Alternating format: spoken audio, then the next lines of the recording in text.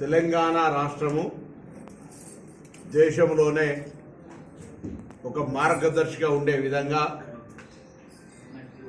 1931 ఆంగ్లేయుల కాలంలో జరిగినటువంటి కులాల పరమైనటువంటి సర్వే తిరిగి తెలంగాణ రాష్ట్ర ప్రభుత్వం మా నాయకుడు రాహుల్ గాంధీ గారి ఆదేశాల మేరకు ఎన్నికల్లో చెప్పినటువంటి విధంగా భారత్ జోడో యాత్ర సందర్భంగా కేంద్రంలో అధికారంలోకి వస్తే కేంద్ర వ్యాప్తంగా, రాష్ట్రాల్లో అధికారంలోకి వస్తే రాష్ట్రాల్లో మేము కుల సర్వే చేసి చూపెడతామనే మాట చెప్పిన దాని ప్రకారంగా ఈరోజు తెలంగాణ ప్రభుత్వం రాష్ట్ర ముఖ్యమంత్రి రేవంత్ రెడ్డి గారు, ఉప ముఖ్యమంత్రి బట్టి విక్రమార్క గారు, sub committee chairman Uttam Reddy గారు, గౌరవ సహచర కేబినెట్ సభ్యులు, పిసిసి అధ్యక్షులు మహేష్ కుమార్ గౌడ్ గారు, అదేవిధంగా మొత్తం యావత్ పార్టీ పక్షాన నిర్ణయం తీసుకొని ఫిబ్రవరి 4, 2024 నాడు కేబినెట్ తీర్మానం చేసుకొని మీ హుస్నాబాద్ బిడ్డగా రాష్ట్ర మంత్రిగా 16వ తారీఖు 2వ నెల 2024 నాడు శాసనసభలో తీర్మానం చేసుకొని నిర్ణయం నుంచి నివేదిక దాకా మళ్ళీ 4వ తారీఖు ఫిబ్రవరి 2025 నాడు సంవత్సర కాలం లోపల నివేదికను ప్లానింగ్ డిపార్ట్మెంట్ ద్వారా రాష్ట్ర వ్యాప్తంగా కార్యక్రమం చేపట్టి ఎలా ఈ నివేదిక తీసుకోవడం జరిగింది. నేను ప్రత్యక్షంగా భాగస్వామిని, రాష్ట్ర బలహీన వర్గాల శాఖ మంత్రిగా జరిగిన పరిణామాలన్నీ కూడా కేబినెట్ నిర్ణయాలు కావచ్చు, శాసనసభలో తీర్మానం ప్రవేశపెట్టిన వ్యక్తిగా ప్రభుత్వంలో జీవో ఇచ్చి ప్లానింగ్ బోర్డు తోటి చేయమని చీఫ్ సెక్రటరీ గారికి ఆదేశాలు ఇచ్చి అందరి కలెక్టర్లతో సహా జిల్లా వారీగా సమీక్షలు నిర్వహించి ఈ యొక్క పర్యవేక్షణ సమాచార సేకరణకు 150 ఇండ్లకు ఒక చొప్పున గ్రూపింగ్ చేసి రాష్ట్ర వ్యాప్తంగా దాదాపు 85,000 ఇండ్లకు సంబంధించిన 150 ఇండ్ల గ్రూపులను చేసి పర్యవేక్షకులను పెట్టి ప్రతి 10 మంది పర్యవేక్షకులకు ఒక సూపర్వైజర్నిచ్చి ఆ సూపర్వైజర్తో పాటుగా మండల స్థాయిలో ఒక సమన్వయకర్తనిచ్చి జిల్లా స్థాయిలో అడిషనల్ కలెక్టర్ల నేతృత్వంలో రాష్ట్ర స్థాయిలో ప్లానింగ్ బోర్డుకు సంబంధించినటువంటి ప్లానింగ్ డిపార్ట్మెంట్కి సంబంధించినటువంటి సందీప్ సుల్తానియా గారు, వారికి తోడుగా హైదరాబాద్ కలెక్టర్ అనుదీప్ గారు,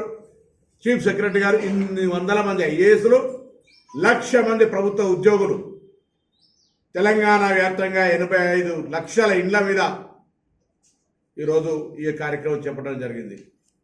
85,000 మంది పర్యవేక్షకుల ద్వారా 1,12,00,000 ఇండ్లు తిరిగి మేము అడుగుతా ఉన్నాం.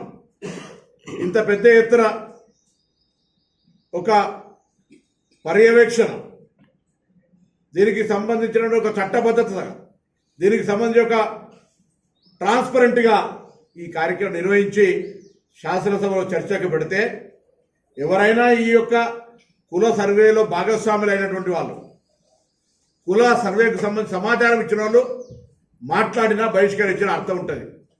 నా కేటీఆర్ గారు కానీ, హరీష్ రావు గారు కానీ, కేసీఆర్ గారు కానీ ఈ యొక్క సమాచార సేకరణకు ఎక్కడ రెస్పాండ్ కాలేదు, వాళ్ళు సమాచారం ఇయ్యలేదు. కానీ సభలో మాత్రం ఇందుకు నిరసనగా బహిష్కరించిపోయారు. అసలు వాళ్ళకేం హక్కు ఉందని అడుగుతున్న బలహీన వర్గాలకు సంబంధించి కనీసం న్యాయం చేయాలనే ఆలోచన లేనటువంటి వాళ్ళు. అధికారంలో ఉన్నప్పుడు ఈటల రాజేందర్ ఒక బలహీన వర్గాల నాయకుడిగా నేను కూడా ఇచ్చేదారంటే మెడల్ వంటి బయటికి ఎంటేసినటువంటి పరిస్థితి మనందరం చూసినాం. ఇవాళ టీఆర్ఎస్ పార్టీకి సంబంధించిన రాష్ట్ర అధ్యక్షుడు కేసీఆర్ గారు, కార్యనిర్వాహక అధ్యక్షుడు కేటీఆర్ గారు, శాసనసభ పక్ష నాయకుడు కేసీఆర్ గారు, ఉపపక్ష నాయకుడు హరీష్ రావు గారు. ఎట్లా సాధ్యం? ఒక పదవి బీసీకి ఇచ్చిండ్రా, ఒక పదవి ఎస్సీకి ఇచ్చిండ్రా? మీరేం మాట్లాడారు బలహీన వర్గాల న్యాయం. ఇప్పుడు జరిగినటువంటి ఈ అంశం మీద మాత్రం విమర్శ చేస్తూ ఉన్నారు. భారతీయ జనతా పార్టీ ముఖ్యమంత్రిని బీసీ చేస్తా అన్నారు. ఆఖరికి శాసనసభ పక్ష నాయకుడు పాయల్ శంకర్, ఆదిలాబాద్, ఆయన మంచి బీసీ నాయకుడు, ఆయన చేయలే, మహేశ్వర్ రెడ్డి చేసిరు. వాళ్ళ పార్టీ అంతర్గతం కావచ్చు, కానీ ఆ పార్టీకి బలహీన వర్గాల గురించి మాట్లాడే హక్కు లేదు. ఎందుకంటే కేంద్రంలో నరేంద్ర మోడీ గారి నాయకత్వంలో మేము కులగణన చేయమని సుప్రీంకోర్టులో అఫిడవిట్ ఇచ్చిన వాళ్ళు వీళ్ళంతా. బలహీన వర్గాలకు వ్యతిరేకులు వీళ్ళు. సాక్షాత్తు నిన్న పార్లమెంట్లో ప్రధానమంత్రి నరేంద్ర మోడీ అంటున్నాడు, విభజనకు కారణం తీసే అంశాలను మాట్లాడుతున్నాం. మేము కులాలు ఎన్నో, అందరికీ తెలుసు ఏ కులాలు ఎన్నో రాష్ట్రాల గ్రామాల కులాల గురించి సర్వే చేసి ఎవరెత్తున్నారో చెప్తే మేము విభజనకు ఇది ఒక మంచి సంప్రదాయం కాదంటాడు. అసలు దేశంలో మతం పేరు మీద ఒక అనేకమైనటువంటి విధ్వంసాలు సృష్టించి ఓట్ల రాజకీయం కొరకు వాడుకుంటుంది మీరు. గ్రామ గ్రామాల రామాలయం ఉంటుంది. మీరు ఒక రామాలయం నిర్మించి దాన్ని రామాలయం నిర్మిస్తే తప్పలేదు. దానికి సంబంధించి అందరు దేశవ్యాప్తంగా అందరు చందాలు ఇచ్చారు. దాని ఏదో ఎన్నికల కొరకు వాడుకునేటువంటి పరిస్థితి జరగడం, ఈ విధంగా చేసి మీకు బలహీన వర్గాలకు సంబంధించిన అంశం మీద మాట్లాడే హక్కు లేదు. ఇక సర్వేకి సంబంధించిన బీసీ మేధావులు, బీసీ ఉద్యమకారులు, బీసీ విద్యార్థి నాయకులకు నిన్న కూడా విజ్ఞప్తి చేసినా, రేపు హైదరాబాద్ దగ్గర వాళ్ళందరినీ ప్రత్యక్షంగా కలుస్తా ఉన్నా. నేను ఒకటే కోరుతున్నా మీ అందరికీ, అలా తెలంగాణ యావత్ ప్రజానికానికి 1931లో ఈ కుల సర్వే జరిగింది. 2011లో జనాభా లెక్కలు జరిగినాయి. 2021లో జరగాలి, కరోనా వల్ల జరగలే. అది ఇప్పటి వరకు కేంద్ర ప్రభుత్వం మనం జరపలేదు. ఆ యొక్క జనాభా లెక్కలలో బీసీల లెక్క కూడా తీయమని రాహుల్ గాంధీ డిమాండ్ చేస్తుండు.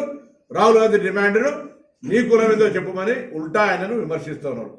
రాహుల్ గాంధీ అంతే ధైర్యంగా పార్లమెంట్లో చెప్తుండ్రు, ఒకనాడు ఇదే పార్లమెంట్లో ఈ జనగణన జరుగుతుంది, ఈ జనములో ఎవరెంతో వారికి అంతా స్పష్టంగా చెప్తా ఉన్నాడు. సుప్రీంకోర్టు ఆదేశాల మేరకు 50% ఒక నిబంధన ఉంది. దాన్ని కూడా జనాభా ప్రకారం ఎత్తేయాలని చెప్తున్నాడు రాహుల్ గాంధీ. ఇంత దమ్ముండి మాట్లాడుతున్న పార్టీకి సంబంధించిన వాళ్ళం ఇలా తప్పు చేస్తామా? మా నాయకునికి వ్యతిరేకంగా ఆలోచించి ఇంత పెద్ద 160 కోట్లు పెట్టి 1,00,000 మందిని ఉపయోగించినటువంటి సమాచారం తప్పు చెప్తే మాకు వచ్చే లాభం ఏంది? అసలు నేను అడుగుతున్న ఈ పార్టీలని మేధావులందరినీ, ఈ యొక్క సమాచారం ఇప్పుడు ఒకటి కనీసం ఏది ఎంతోనో ఒక మాట అనేది వచ్చింది కదా, 56% బీసీలను వచ్చింది కదా.